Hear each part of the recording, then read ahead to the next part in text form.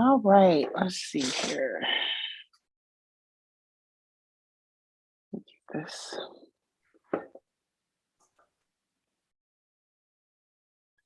All right. Good afternoon. Today is, what is today? It's been a long week. Friday, June 10th. This is our Human Services Background Study Eligibility Task Force Subcommittee on Data. And so we will begin here. Mr. Vogel, if you could please do a roll count. Certainly, Madam Chair. Ms. Evans? Here. Mr. Kammer? Present. Ms. Mattson? Ms. Mattson. Representative Mueller? Representative Mueller. Ms. Robertus? Ms. Robertus. Ms. Williamson? Present. All right, Madam Chair, 3 of the 6 members are present. Unfortunately, a quorum is not present. And I think based on correspondence I've had with the other members, I don't believe anyone else is planning on showing up. All right, that's fine. We can look to adopt the previous meeting amendment. Can't speak. Meeting minute.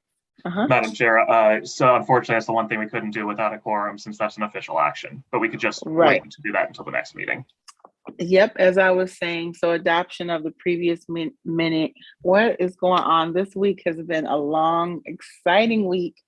But adoption of the previous meeting minutes, we can defer at our next meeting, is where I was going. So thank you so much, Mr. Madam Vogel. Chair. Yes.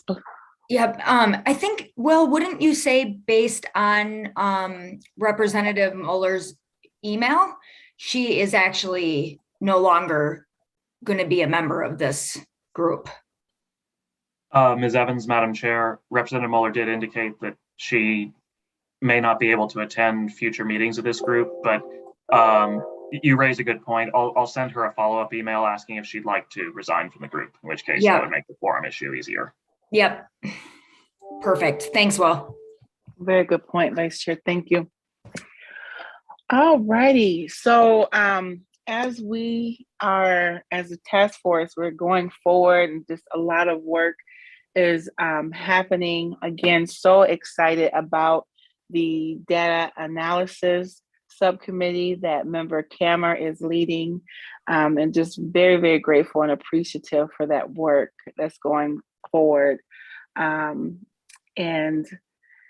there has been, I know with that, with that subcommittee and member Kammer, Chair Kammer, excuse me, you can please feel free to express in your own words, because we have a few data requests that have come, and that subcommittee is one of which we've received requests from. And I'm gonna just switch the agenda around just a little bit, Mr. Vogel. But yes, Mr. Kammer, if you could please state the request that your subcommittee has for data to be gathered.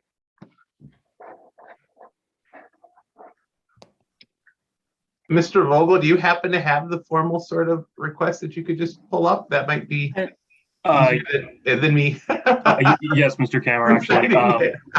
Thank you. Well, so I don't have formal language to pull up, but as my notes have it, the group, the data analysis group, was interested in seeing a breakdown of preponderance of the evidence reviews, a breakdown by a racially disaggregated breakdown of preponderance of the evidence reviews conducted by the department that did not result in a disqualification.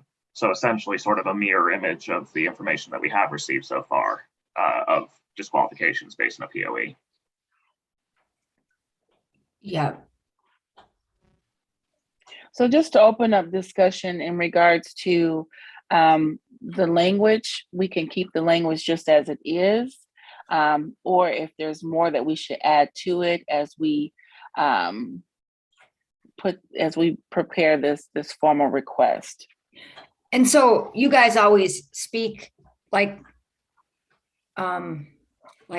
educators and like researchers and stuff, but basically we just want to see the racial breakdown of people who got them, right? That's what you're saying in all those words, like who got them? Ms. Evans, Madam Chair, yeah, Okay. or rather, so we know who got DQ'd based on the POE. Essentially, yeah, a more complete picture of everybody who like got reviewed in the first place. Oh, so not just who received them, because we have that information. We want to know Exactly. who asked. Exactly. At least as I recall from that Got discussion. Mr. Kammer, please feel free to correct me if that's Yeah, all. I think that's accurate. And this came from one of our, I think our very last task force committee meeting, but just curious, going back a little ways in the process and trying to figure out, you know, from a racial perspective, when you know, POE determinations are made, you know, who's not, you know, who's not being disqualified, and how does that look from a race perspective? So not just who's getting the disqualification, but trying to figure out if there's disparity even in the process before we get there. I don't know if I'm explaining that any better, but it's really going almost like back a step, I would say, in a way, just to kind of get a sense of, you know, how what role race plays, or how race is connected even prior to the actual disqualification being made. Does that make sense, Ms. Evans? So what did the pool look like to start with? That's the data we're looking for? Yes, and I do recall before we had submitted our first formal request, I recall that we had specifically asked for disaggregated data, and I'm thinking, Mr. Vogel, if you could just remind me, it seems like when DHS and Ms. Cassane is here as well, of course, we're going to give you opportunity if there's any updates that you have. But it seems like when DHS had did their presentation, that they had shared, there was a percentage shared about persons that could request a hearing, but that hadn't. It was like a 50% or 60% or something like that, that could have requested a hearing, just simply hadn't for whatever reason. So I wonder even if that information would work with this request as well. Madam Chair, yeah, I believe we did get that information reported, and it's over 50%, I believe, of people who receive a disqualification don't then subsequently pursue an attempt to get a set aside or challenge the correctness of the determination. If you'll just bear with me in the background, actually, I'm going to poke around and see which of the data sets that's in. It's I don't recall off the top of my head, but I can just let you know.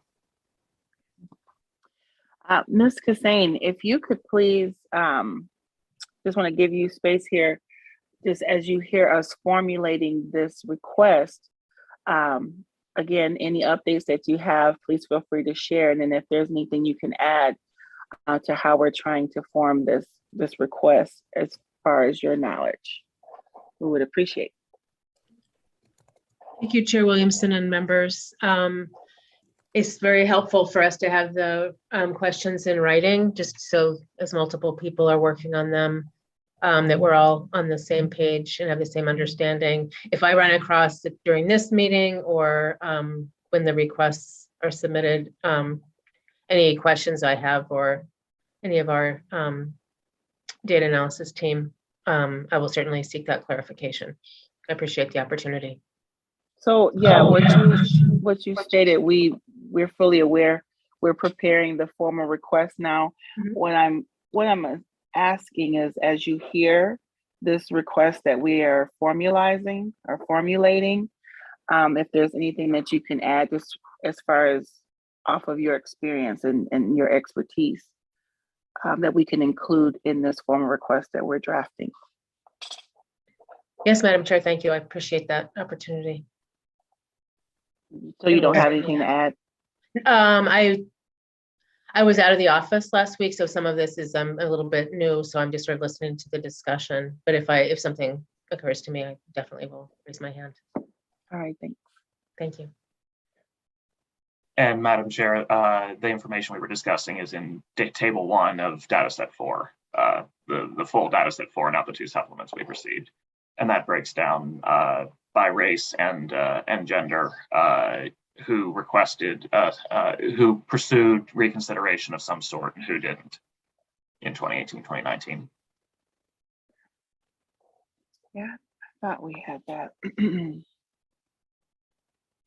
So do we feel like, I know doesn't require a vote. I think just with all of us that are here, do we feel like that verbiage is adequate to what Chair Kammer's subcommittee is needing for their work going forward?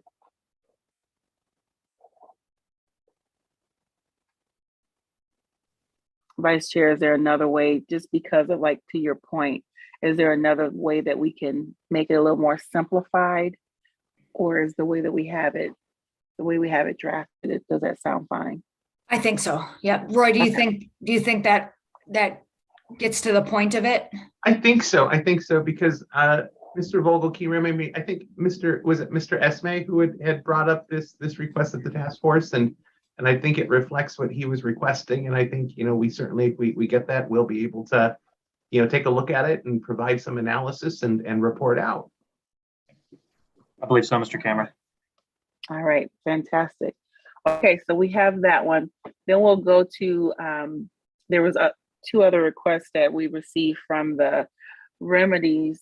One was, excuse me, was how many disqualifications for domestic assault that were based on POE standard that were first-time offenses. The second is how often applicants are successful at a hearing before an administrative law judge in reversing a disqualification based on a POE determination. So just want to open up discussion for that. If there's any questions in regards to those major questions, as well as any suggestions of how we should draft that formal request that we will include.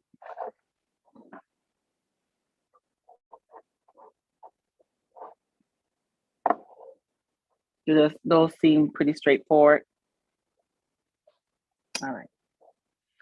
I just want to make sure that as these requests come forth, that before we submit the request, that the subcommittee has the chance to make sure the verbiage is adequately representing what the task forces or the subcommittees are requesting.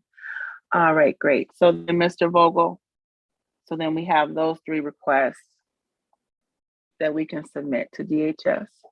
Certainly, Madam Chair. And I'll work up the precise language that I plan to send over to DHS, and I'll just send it over to the group just for any final feedback. That would be fantastic. Yes, that would be fantastic. Also, in regards to the general task force meeting, I think that's on the 2nd and 4th Fridays. So we're going to need to just change our date.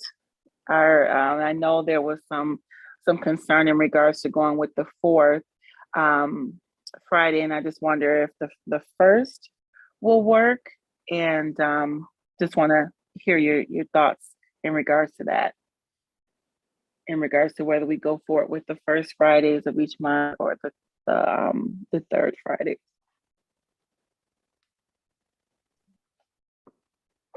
I'm probably missing the big picture here. Is the reason we need to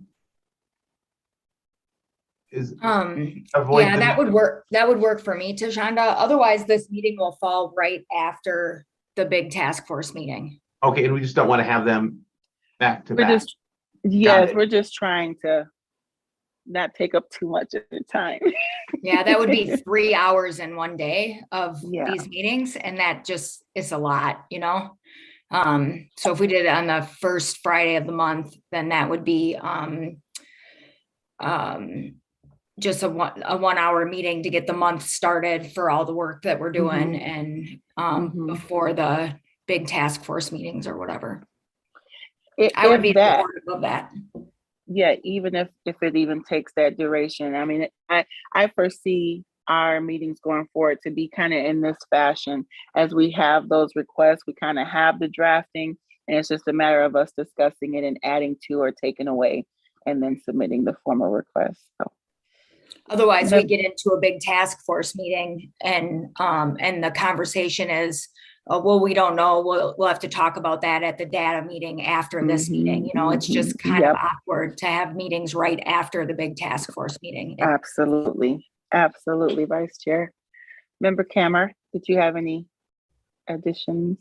Nope. Thank you for connecting the dots. Just wanted to make sure I understood. All righty. So sounds like we will go forward with the first Fridays going forward, Mr. Vogel.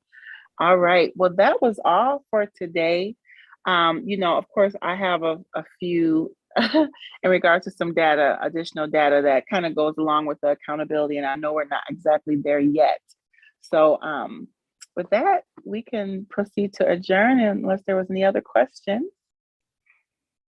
Thank you all so much for all that you do. Please have an amazing weekend and look forward to seeing you all soon.